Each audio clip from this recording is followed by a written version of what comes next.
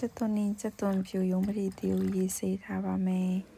dùng bì tiêu là bánh thả mẹ nếu xí chất tuần phiếu bà đi thả mẹ nó nộp xin thả bà mẹ nếu xong xí lộ bà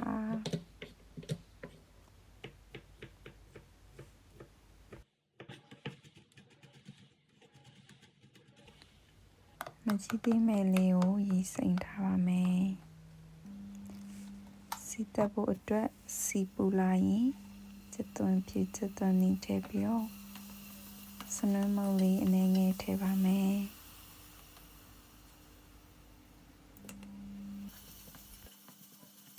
ချက်သွန်စီတက်လေးအယောင်ပြောင်းလာပြီဆိုရင်အယောင်တင်မုတ်လေးထည့်ပြီးတော့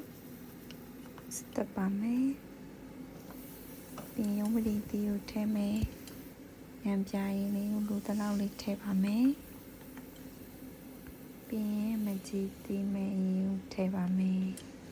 ဒါရှိမုတ်ရဲ့စားလေးကိုထည့်ပါမယ်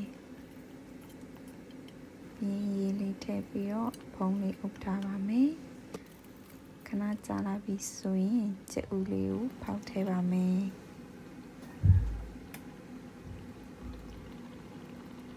ပြီးရင်အဖုံးထပ်ပိတ်ထားပြီးတော့ခဏစောက်ပါမယ်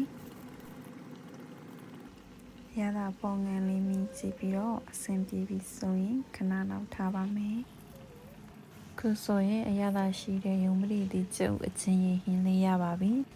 ထမင်းပပူလေးနဲ့အရန်လိုက်ဖတ်တဲ့အချင်းရည်ဟင်းတစ်ခွက်လေးချက်စားကြည့်ကြဖို့မမေ့နဲ့အောင်နော်အရန်လဲတက်တာလွယ်ကူပါတယ်ရှင်